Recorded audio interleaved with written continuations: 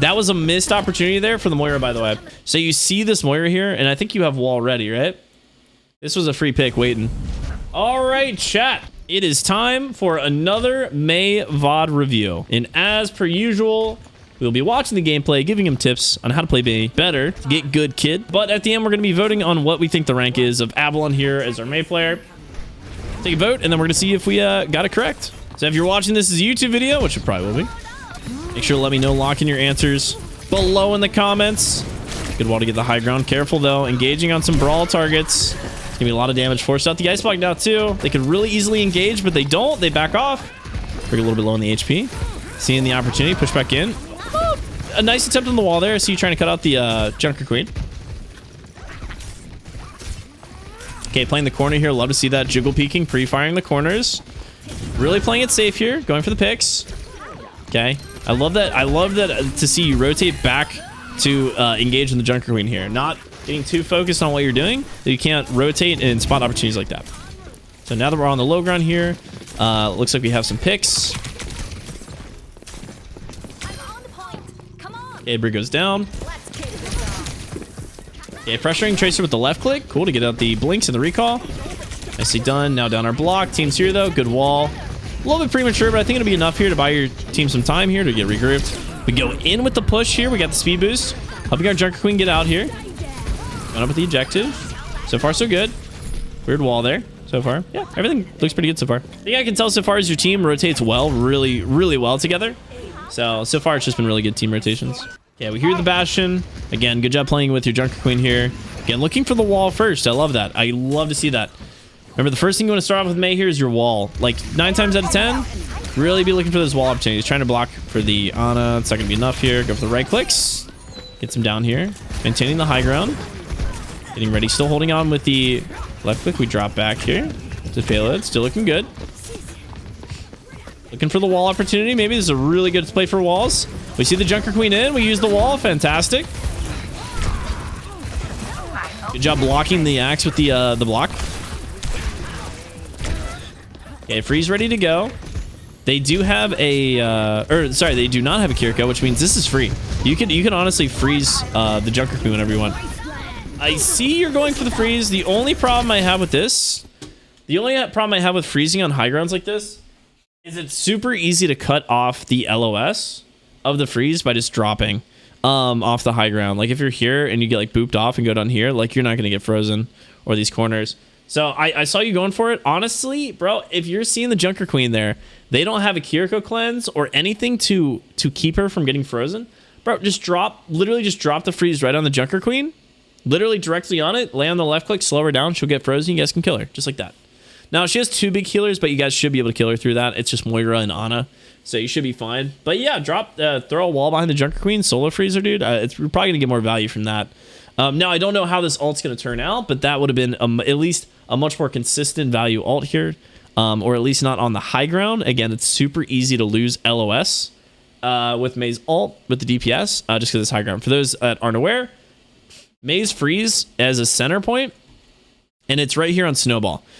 If you cut LOS of Snowball off, like let's say you're right here, okay, you won't get frozen.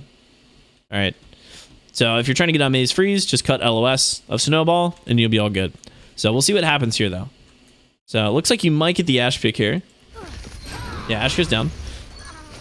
So just be careful of that. Those high ground ones are just a little risky. Very easy to not get any value on them. Okay, playing it safe, trying to play for some picks here. Good, nice, good job starting with the wall there. Creating some separation in the team so you guys can secure picks. Blocking the axe. Good Kitsune here from your team too. Pushing up. Yeah, I like it. It's good rotation. So you guys are playing aggressive together. You got a nano Bastion. You guys cap it though, which is awesome. Looking for the opportunity. No, you can't kill the Bastion, so going for the support here. Good cap though. Very lucky on that cap. 5 minutes on the clock. All right, I assume you guys are probably gonna have a little bit more trouble on third. Mainly because Brawl's not as good on third. Much harder to get value, especially when they're running the Bastion in the Ash. Okay, 75 on ultimates. See that antsy there on the Junker Queen. Wall comes out. Not a bad usage of wall here. Just kind of sustaining some damage to the Bastion. It's all right. Playing the payload though, kiting the Bob. I like it. I wouldn't waste too much time on left clicking Bob. There you go. Shift your focus. That was a missed opportunity there for the Moira, by the way.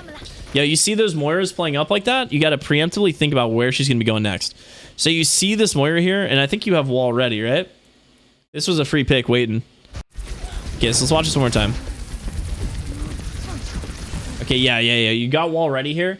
You know Moira is going to be fading out once she gets pressured. All right, so what you got to do is either start with your wall, or if you really want to play mind games with her, pressure her for like a second with your left click, and then wall it. Because what it's going to do is force her to fade. And she hasn't heard that your wall's gone off yet, so she's just going to fade backwards. Now, if you wall it first and then do it, she might have heard the wall go off and she'll know to fade a different direction. But this is a free pick opportunity here. And what we see is we're kind of just committed to shooting her. If we would have walled this, just anticipating where she's going to be, right? You see the Moira. First thought is, all right, where is she going to be trying to get out to? The only way she can go, really, unless she knows like a really good Moira tech, is back. So you just throw up an easy wall and just get her stuck right there. What happens is you pressure her, she fades out, boom, like that. And that could have been a free pick. Like, you don't have to kill her there. You kill her when she fades into the wall and then is stuck with no mobilities. So like, especially when you see Moiras or anything that like relies heavily on their mobility to escape, whether that's Reaper, Moira, what are some other good ones? Even Lucio's and Genji's that, or Doomfist. When Doomfist goes in and he's trying to punch out, it's also like anticipating where they're going to be going next is kind of what you want to be looking for here. And it's just a missed opportunity on a pick in a stagger.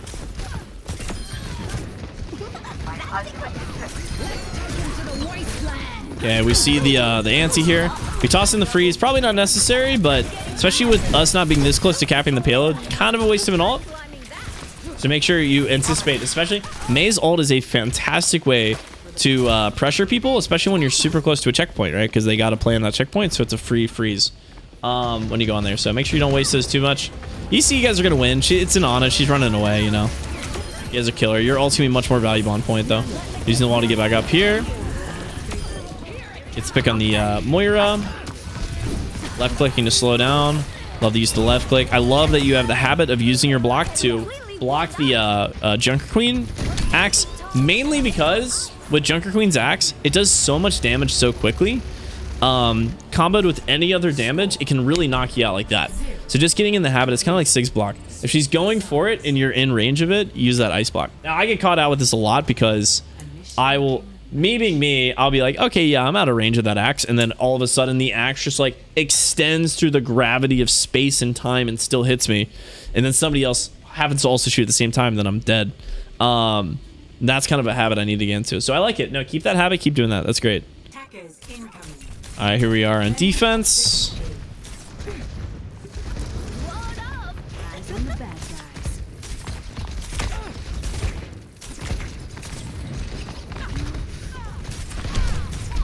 Testing the Pharah. I wouldn't spend too much time on her.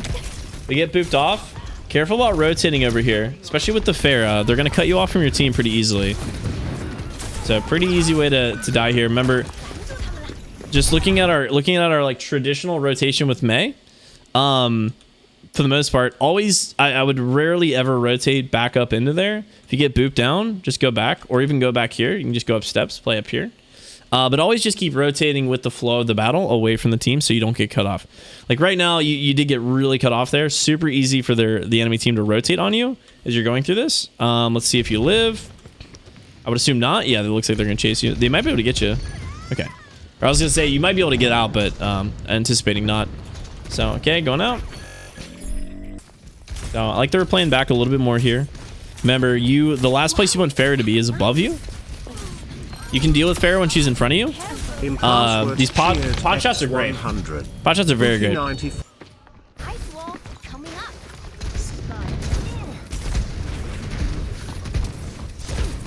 Okay, left click to slow him down. I like that you're kiting this away. Playing at a good safe distance here while your Junker Queen kind of playing off her pacing here. Retaking the high ground. I just be aware of what your Junker Queen's doing. She goes down the Pharah. I'd say we're just spending a little too much time doing kind of whatever. Let's get pick on the Ana. That actually might be huge. She'll probably res that though once they kill you. Okay, so they get you out here. She goes for the res. Unless they don't have res. Oh shit, I guess they don't have res. Let's go. Big pick. Yeah, just I'd be more aware of where your Junker Queen is. Most of the time, especially when you're running a brawl comp like this, you really got to let your Junker Queen set the pace. If you don't play with your Junker Queen's gonna have a really hard time securing kills or getting out. It's a severe disadvantage if you're not playing with your brawl tank. So just be aware of that. Even if she's kind of playing on the ground, like just be aware of where she is. Make sure you're in range so you can support her with the wall if you need it. Okay, we get into the Genji here. We're kind of just getting steamrolled now. Okay, you see the go in. Good job canceling the wall. Make sure you don't wall off your Junker Queen. That was actually a pretty good attempt there to block the Junker Queen ult. See that we're blocking the doorway. Make sure we get out of there for our Ana. It's a good solo freeze too, right? Secure the kill, sit on the res. Secure the kill, sit on the res. There you go. Well done. Well done. It's exactly how you do it right there every time. When you're running that kind of comp where they don't have anything to like cleanse or save the Junker Queen from getting frozen, that's it, dude. Solo ult, kill it, sit on the res if they have mercy. That's it.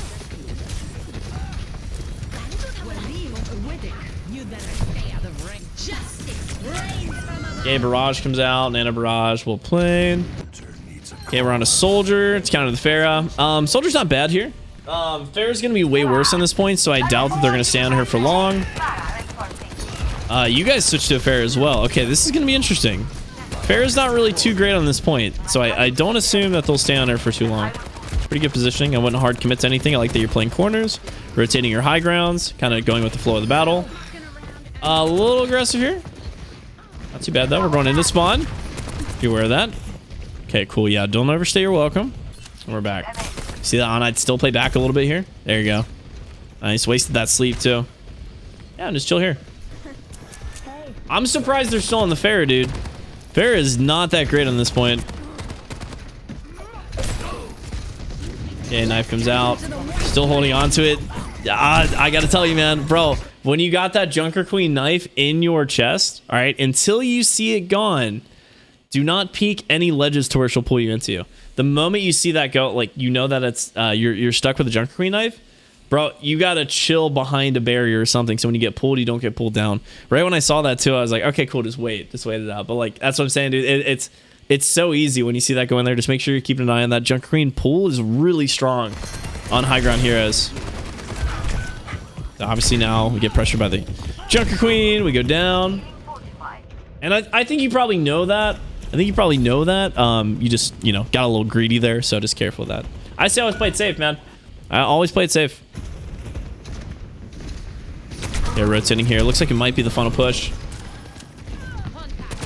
Okay, visor ready to go. Goes down. We go down. We don't really know where the Pharah is during that.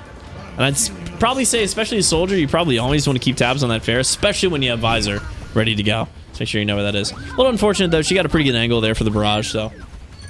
All right. Bastion out, ready to go. With a left click.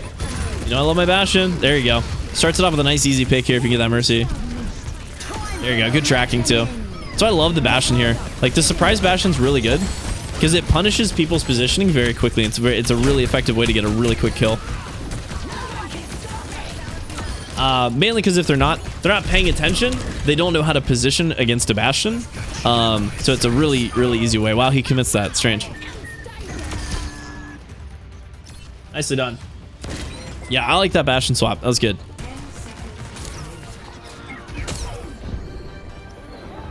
Taking a little sleep dart here. Your Junker Queen comes in, turret ready to go. Like focusing the anti here, might be able to knock out that Junker Queen.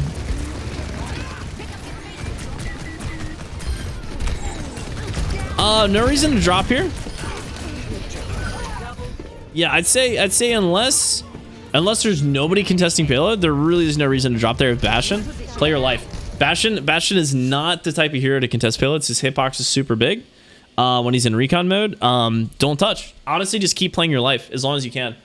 Essentially with Bastion, the longer you live, the more value you're gonna get, right? Until it eventually tips in your favor.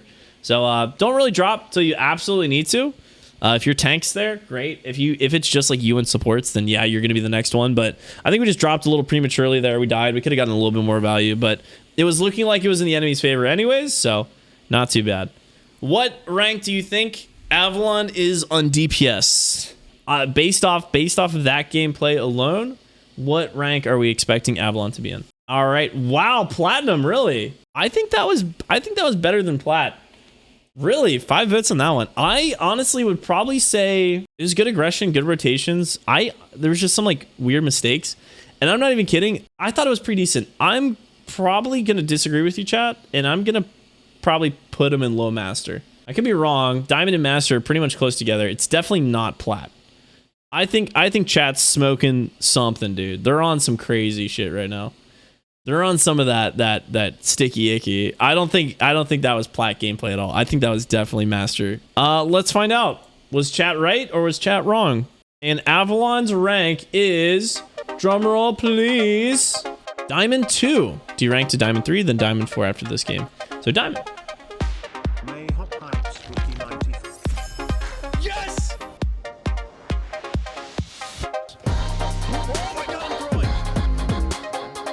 That is white. That is good. Yeah. Oh. You know?